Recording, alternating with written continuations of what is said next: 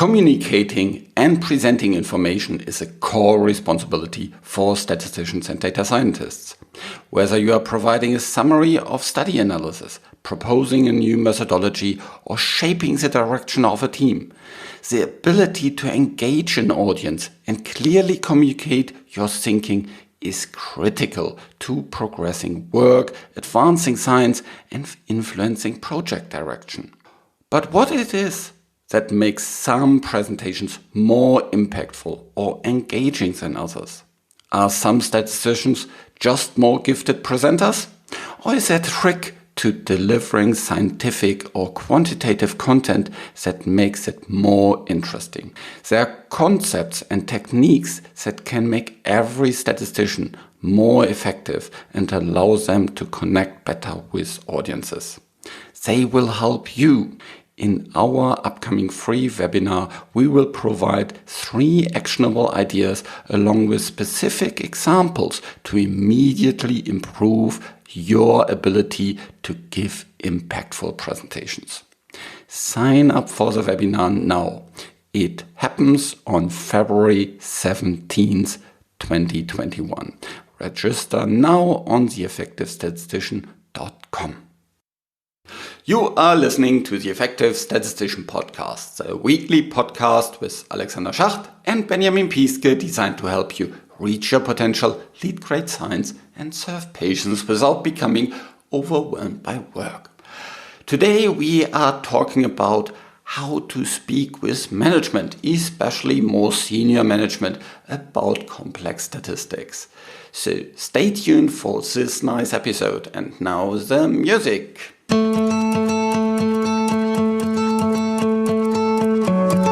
This is a challenge we very often have. We need to communicate statistics results to a senior management board or to individual senior management, and they are not statisticians themselves. So how do we do that in the best way? This is the episode of today in which I'm talking with Benjamin about it. So if you don't yet follow me on LinkedIn, head over to LinkedIn. If you don't even have a LinkedIn account, set up one, because that is how you will get lots of exposure. And LinkedIn is very different to, let's say, Facebook or Instagram. LinkedIn is really about business, so you'll get lots of really valuable ideas there. And I'm posting quite a lot there, so you can get more content, more inspiration, more help through following me on LinkedIn. And I would really love to see kind of who listens to this podcast, because I can't do that as a host. So that's one of the, let's say, downsides of this medium. If you have not done so, please tell your colleagues about this podcast, because it's for free and everybody can benefit from it. I'm producing this podcast in association with PSI, a community dedicated to leading and promoting the use of statistics within the healthcare industry for the benefit of patients. Join PSI today to further develop your statistical capabilities with access to the ever-growing video-on-demand content library, free registration to all the many PSI webinars, and much more. Visit the PSI website at psiweb.org to learn more about PSI activities and become a PSI member today. Welcome to another episode of the Effective Statistician, and today I'm very happy to speak again with Benjamin. How are you doing? Oh, thanks, Alexander. Yeah, indeed, it has been quite a, we had a bit of summer break a little bit, and it's been a while that we had a chat together and having a topic that we discussed today. But actually, I mean, it's we do have a very interesting topic. We are both having some experience in, so. Yep. And it's a topic I stepped over in one of the LinkedIn discussions. And there was quite a controversy or also confusion about this topic. And it's how to speak with more senior management about complex statistics. And here we are talking about the management not within statistics. Usually kind of your vice president for statistics is himself a statistician or herself a statistician. And then, that's not a topic. But beyond that, if you have someone from the business, someone from research, someone from the medical field, wherever they're coming from, and you have some awesome statistics done, how do you speak to them about? Do you have some kind of stories there, Benjamin? Well, not that much of a story. It is more kind of an experience that I had. I actually didn't do this myself, but I attended a meeting where the statistician was presenting some results, and actually, I had to step in at the end to kind of make the point of skipping some pages and then going to the result and making this. So it was quite difficult for my colleague to present the results and have the audience understood what they're talking about. Yeah. I mean, that the more senior the management is, the less they look into the details. So it's rather like you need to be quick, you need to be short and really precise in what you're saying and doing. I realized at that point that there is a gap, for that specific person for sure, but also in general, to kind of have this awareness of, checking the audience and who to speak to. Yeah. And it's not something that for most of us happen every day. Yes? No. Most of the time we speak with, colleagues, we speak with team members, and then we know quite well what we are talking about, and we know quite well who we are talking about, and usually it's a much more kind of relaxed atmosphere and we have a lot of time. But if we talk to upper management, then of course lots of these side conditions drastically change. We have maybe only a few minutes to get our points across. We are probably ourselves quite under stress because, talking to upper management might induce some stress. And there's also a lot of at stake. And we don't know, how the other side will react. To become prepared in these situations, I think the first and probably the most important thing is to determine your goal. What do you want to achieve here?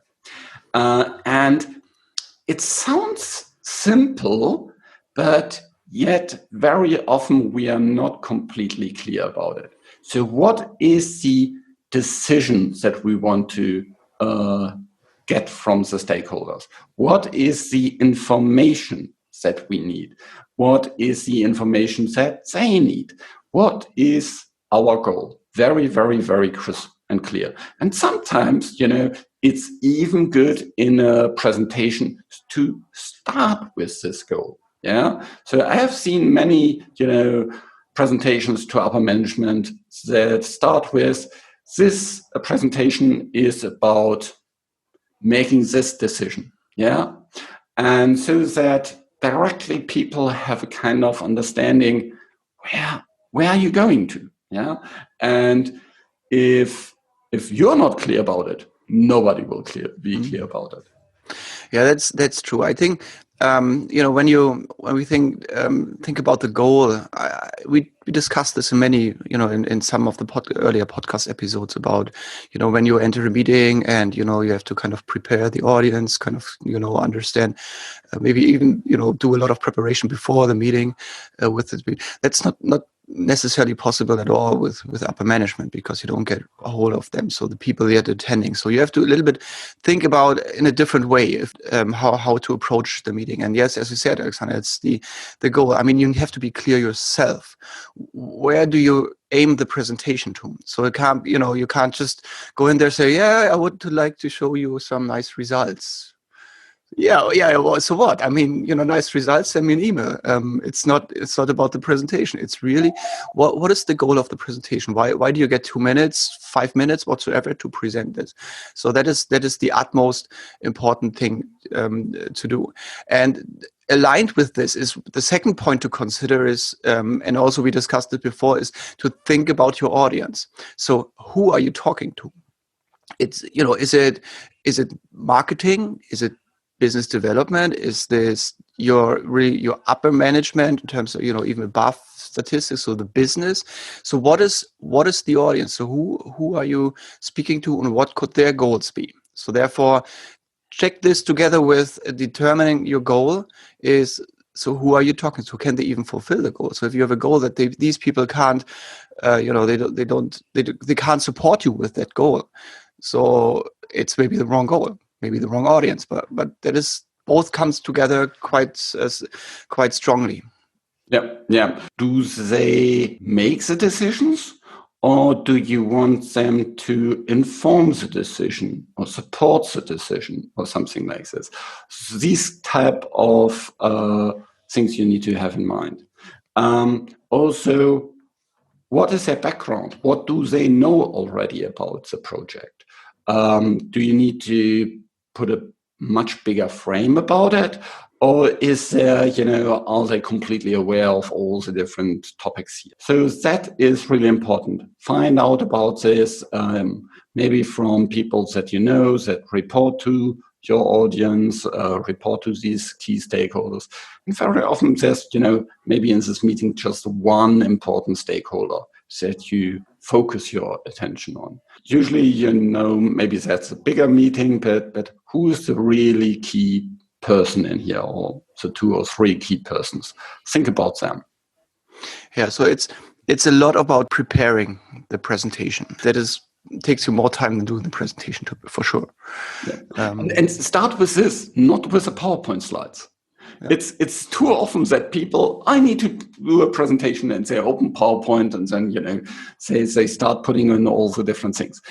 You can save a lot of time if you answer these questions first. Yeah, but now we get to the presentation. So what is the key? You already mentioned one of the key items where, what you should consider at least to really start, either with the goal, or to put this in the words of the presentation, is to start with the conclusion. Yeah.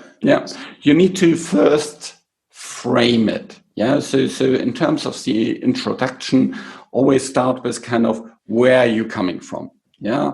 Things like, we are now talking about project XYZ, which is in this phase of the development, and now we want to inform you about the results of this pivotal study or whatsoever. Yeah. And so that gives the frame, and also then you can directly go into the conclusion. Yeah. You don't start with, and we had these baseline demographics, and this was a design, and here was the statistical methods, and blah, blah, blah, blah, blah, blah, blah. People want to see directly the most important things first. And and also if you have the conclusion, so if you have the results, people are awake. So if you start with baseline, they fall asleep. So, but if you start with the conclusion and then you go into the baseline, I mean, first of all, they are awake, so they can follow you, or they will follow you. And second, you need to be very sure that anything that you say, is understood to direct them into the conclusion. Yep. So don't start with full baseline. If it's not necessary, if there's a good reason for it, go with it. But if not, let them follow a path.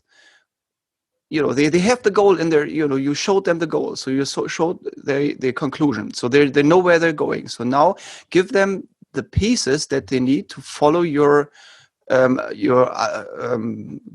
conclusion, or your whatever you pass through the discussion. Yeah.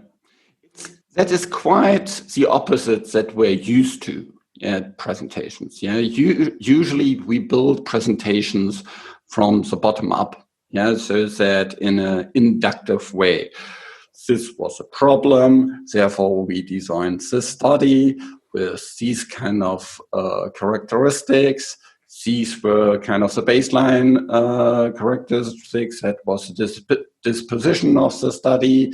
And here's now the efficacy results, and here's now the safety results. Yeah, and therefore we have these conclusions.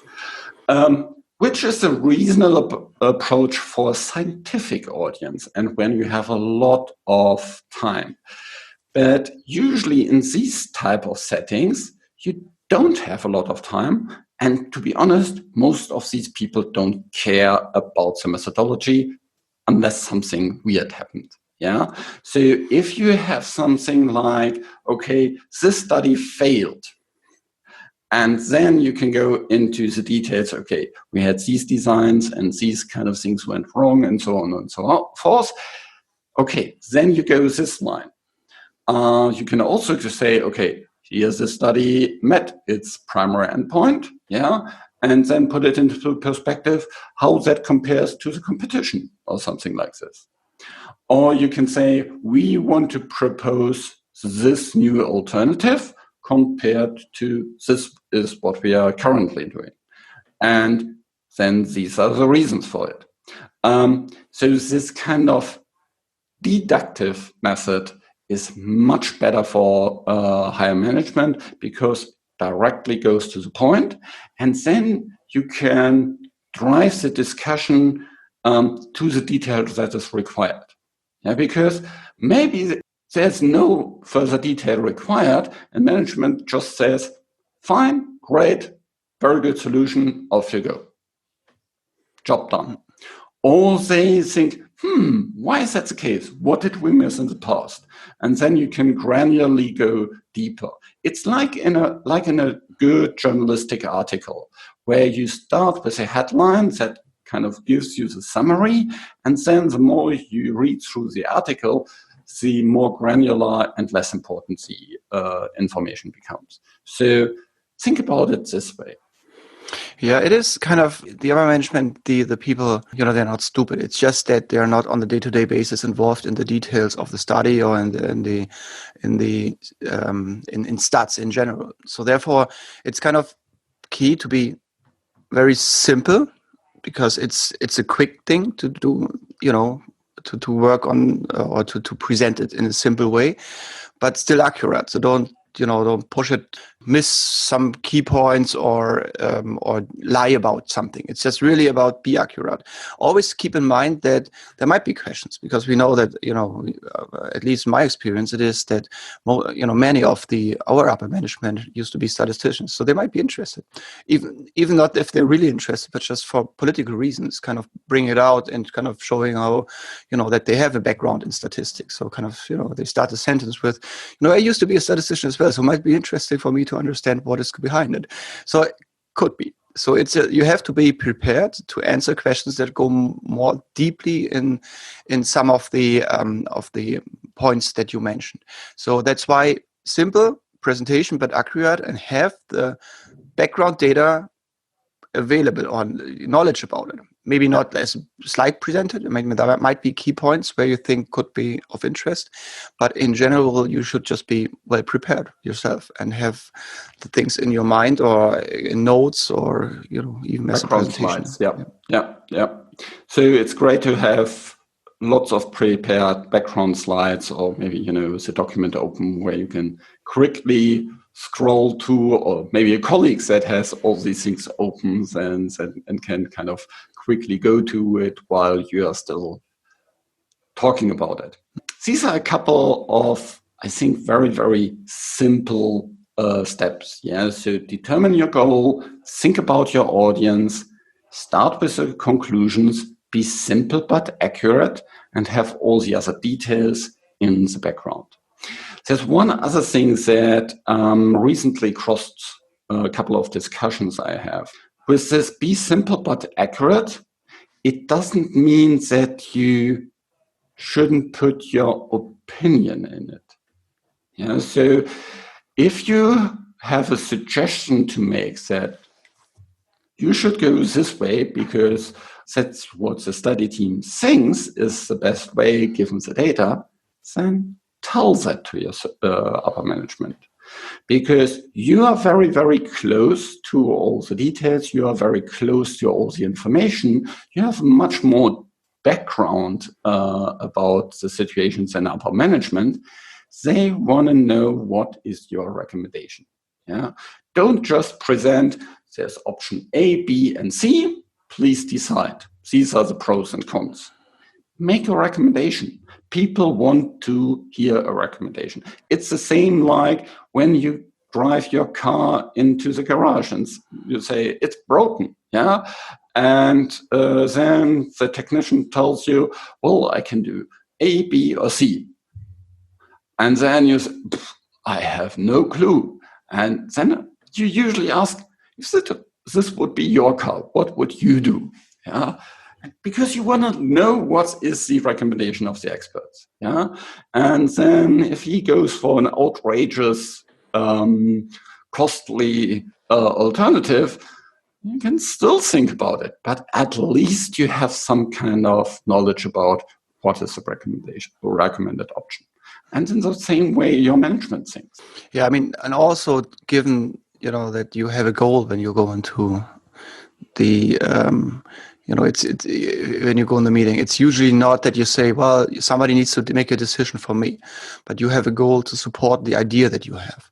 Mm-hmm. So therefore, make the recommendation to really get to the goal, because otherwise, if you just say, I'd like it because it's pink, there might be some some question behind whether or not they follow your recommendation, or and you can fulfill your goal then what you had before going into the meeting.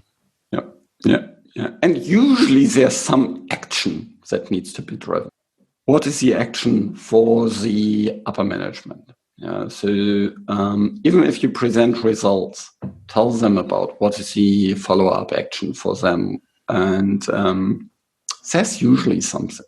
Yeah, be creative and come up with some things that helps them drive forward. Yeah, and also just as remember, since you mentioned the car in the garage, I think it's always good to also bring in the pros and cons of any decision. So if you recommend one, you don't say it's because it's the best design. It's say we have less patience. So it's nice to have less patience involved, but it's also a cost driver. So bring it up. But on the other hand, it may take longer.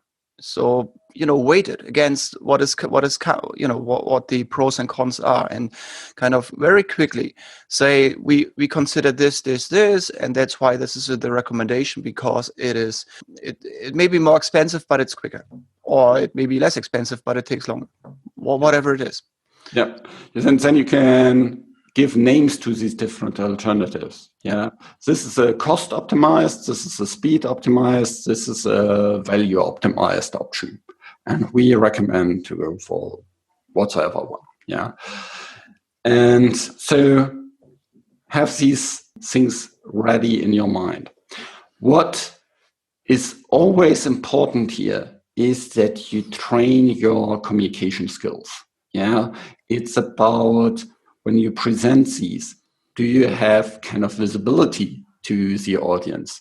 Do you see how they react, especially in these lockdown times where you may present this in a virtual setting? Do you see the other people?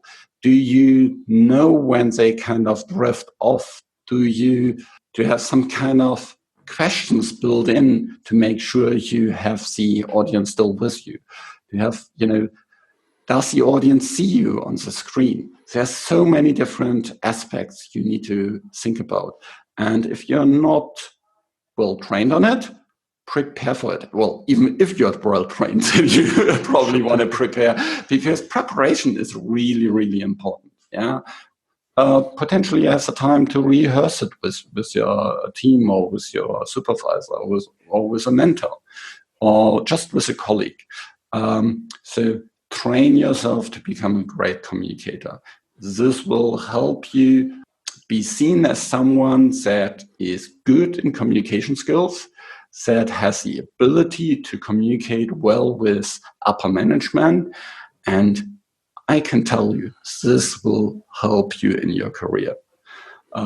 These are the situations that people will remember later when it becomes about promotions, when it's about who gets the next interesting project, when it's about your manager thinks, I can't attend. Do we need to skip it, or can I trust my my person in my team that he'll do a great job with upper management? Yeah, so all these things matter, and it's a really crucial moment for many of us in our career if we have this. Yeah, absolutely. Because usually you're more visible to the upper management if it's a bad experience. So if you're involved in something that has been messed up before, whatever it is, so if your name's fallen, this will stick in their mind. But these are the points where you can really convince them, to have a positive, picture of yourself and what you do, what you presented, and then if this is coming well across. So, we don't want to increase the pressure on you now, but it is really, it is kind of the